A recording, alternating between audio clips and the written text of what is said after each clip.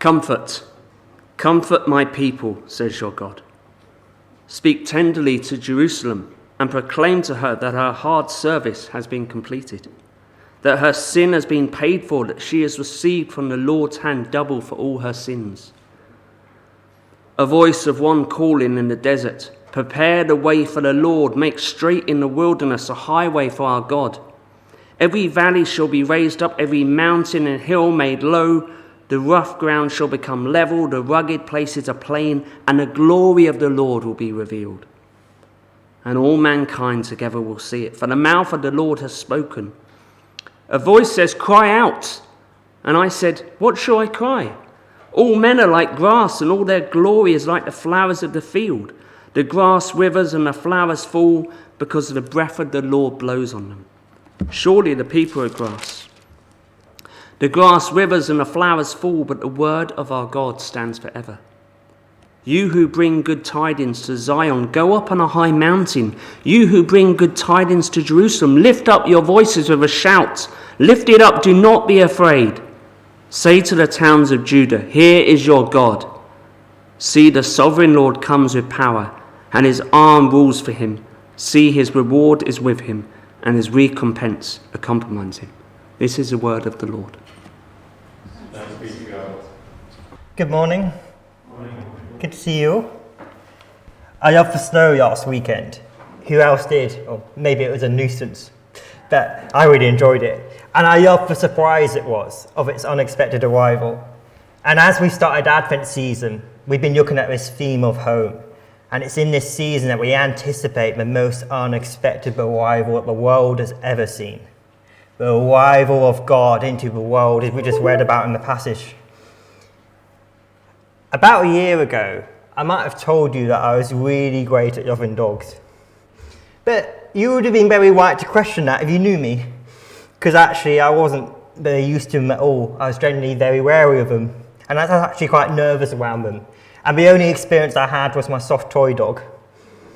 Now, though, in Sheffield, it's a different story, because now I have the joy of living in the same house as one, a lovable cockapoo called Nugget.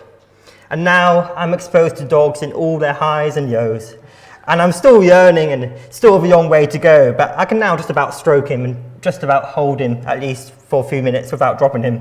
It's been a journey, but now by being in close proximity, by living in the same house as Nugget, I'm much more able to love and look after him than I was before. Because the thing is, the whole story changes, right, when somebody comes close enough to actually draw and make their home with us. It then makes sense that they can actually comfort us, that they can actually confront the things that endanger us, and actually help to carry us through life. Because actually, by sharing their home with us, they have access to us in a whole new way, just by being in close proximity in the mess and beauty of life. How much more so with the God who created time and space itself, who enters into it, the infinite embracing the finite, the artist entering into the paint itself, the one who sustains breath itself, beginning to breathe that same air, the author stepping into the very story he wrote, the word, the source of life itself, becoming flesh and dwelling among us. How much more that changes the whole story. I wonder if today we can begin to be amazed by this again. As Isaiah says, he says, you who bring good news to Jerusalem, lift up your voice with a shout. Say to the towns of Judah, here is your God. No wonder that he can't help but lift up his voice to shout about it. I wonder if today we can share in Isaiah's excitement of this great news. So today we're going to go on a journey of discovering why this God coming home to us is such good news. Why in the midst of a weary season post-COVID, when everything feels so uncertain and volatile, that actually this is worth celebrating, a reason to rejoice and find hope again in the here and now. So the first reason I want to suggest that why God coming home to us and coming home among us is such great news is because it brings us comfort like nothing else can. In the beginning of the passage that we read, Isaiah starts off saying, comfort, comfort my people, says your God. Speak tenderly to Jerusalem and proclaim to her that her hard service has been completed.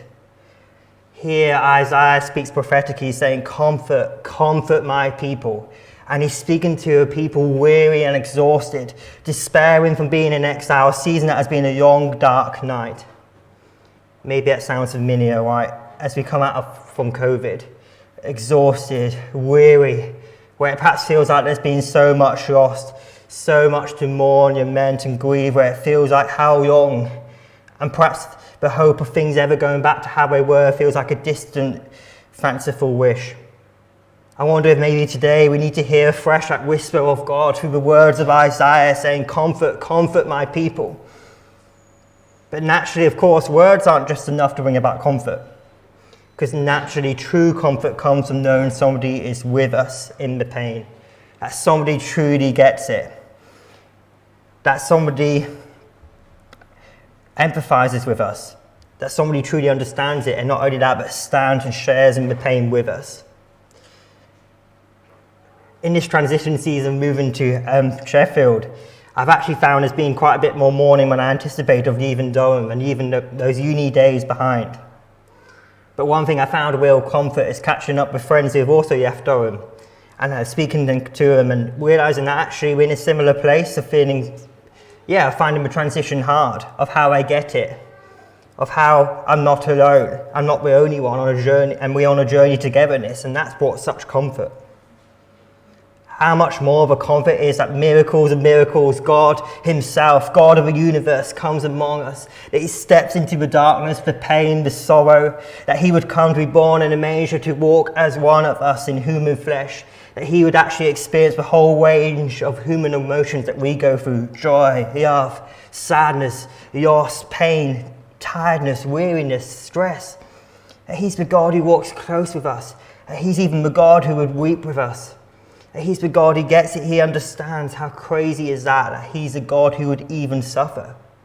That actually there's nothing that we go through that he hasn't already gone through. Because here as he walked among us, as in human skin on this earth, he experienced pain, betrayal, and would ultimately bleed on a very cross made from wood that he had created. That he'd even cry human tears. He comes alongside us. He's the God who empathizes with our weakness. He comes close to the brokenhearted. And I love where Jesus says, "Blessed are those who mourn, for they will be comforted." And sometimes it's in the seasons of deepest mourning that we see most the depth of his comfort. And this isn't an abstract thing, because God actually became flesh and actually embraces our finite nature. He's the God who comes home to us in the vulnerability and weakness of human flesh and skin. And he stands with us and is able to bring comfort like nobody else. The second way that I think that God coming home among us is such great news worth celebrating, is that he actually is able to confront the darkness, both around us and within us. He doesn't just stand with us, put an arm around us, but he's actually done something about it. He actually comes close enough to restore us, to confront and deal with the issue itself. The price is paid because he's the only one able to do it. The only one perfect enough to die, that perfect sacrifice to be able to forgive, redeem and restore us. As we've read, Isaiah says, "Speak tenderly to Jerusalem and proclaim to her that her hard service has been completed, that her sin has been paid for." It's been completed. He has done it. As he cried out, "It is finished." And not only that, but he removes the obstacles that stand in the way of us being able to see God. Isaiah uses this image of building a highway. He says, "Make straight in the wilderness a highway for our God. Every valley shall be raised up, every mountain and hill made low. The rough ground shall become level, the rugged places a plain." I imagine it a bit like building a railway. You may not know, but I have a strange fascination for railway viaducts. In Durham, I'd be that guy that would cycle off into the countryside and find a railway viaduct somewhere, and I'd wait in the cold for like 10 minutes, not knowing how long it would take for a train to come to take a photo. But the thing is that amazed me was the hard work that had been done. The hard work had been done by engineers to make a smooth path through the undulating landscape so that people could travel across it. Hard work that had been done so a highway could be made. How much more now is highway that we can travel across this God's glory. By coming and making home among us, he removes the obstacles of the darkness, sin and imperfection separating us from being able to get to God. There's no more separation, no distance. As we read about in John earlier, the Word became flesh and made his dwelling among us. We have seen his glory, the glory of the one and only Son. Now we can see his glory and know him, the one full of grace and truth. We can now see the all-powerful one, the mighty one, entering the neighborhood. This isn't just anybody, but the one for whom all things are possible. See, the sovereign Lord comes with power and he rules with a mighty arm, as Isaiah cries. See, his reward is with him and his recompense accompanies him. He is powerful, sovereign, mighty. He's actually able to restore and rebuild and lead us into life in all its fullness and into light. And I love how Isaiah says, a voice of one calling in the wilderness, prepare a way for the Lord, make straight in the desert a highway for our God. Because actually he comes close into our barren places, into our wildernesses, the places that are thirsty and dry, where there isn't much life, but perhaps feels desolate and empty.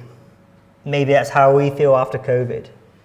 But the good news is that that's exactly the place where God enters into. Those are the places where a highway is prepared for God to enter into, and he brings healing there. He comes into the brokenness to actually bring about new life, because he actually is resurrection. Because he comes home among us, he is able to shine in the darkest and most barren places of our hearts that we'd rather hide away from. Because the thing is, it makes all the difference who it is that comes to us. Once I was kayaking at uni and on some white water, and it was massively out of my comfort zone and was totally out of my depth, literally. And it was so encouraging, though, having much more experienced kayakers with me who knew the river inside out. After capsizing once, I was praying that I wouldn't capsize again. And then there was this notorious gorge section, and it ended up going under and almost using my paddle.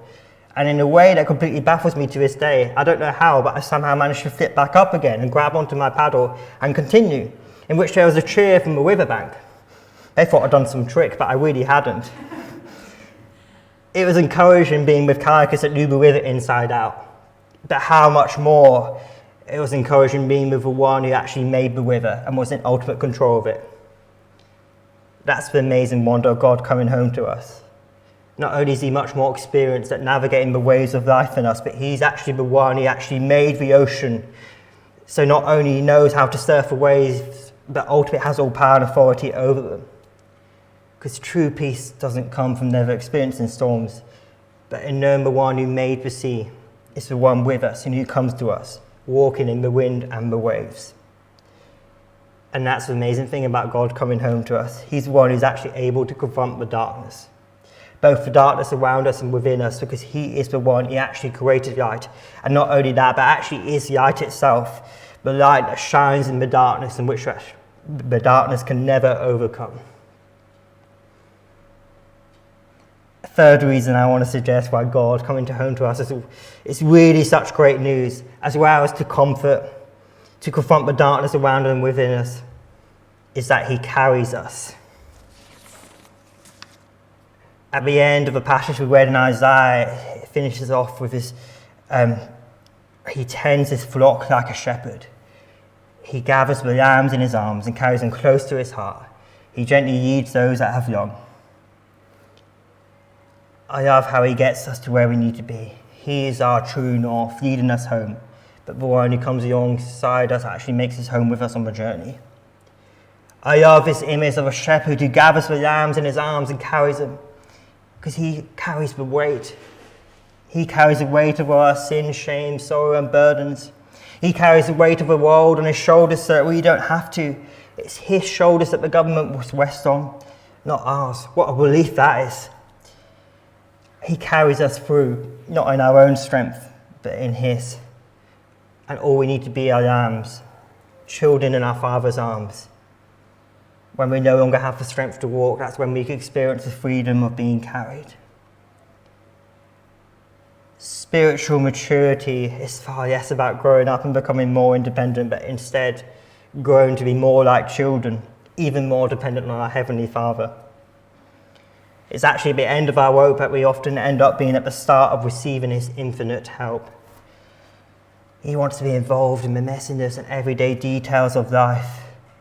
I love how Isaiah says he carries us close to his heart, Because there we see his heart, that he cares about us. He's not distant emotionally, but there's this invitation into intimacy. We see how he wants to share his heart with us, and also this invitation to share our hearts with him. How he wants to do life with us and journey with us and walk with us. He doesn't just want to help us begrudgingly and carry us at arm's length, but he's so willing to come close, just like Jesus, God himself, reaches out and touches the leper. He holds us when we can't hold ourselves. Those same hands that hold the universe together wants to hold us too. The one whom was held in his mother's arms is now the one able to hold us in our delicate hearts. And it's in that place of being held that he does what we cannot do.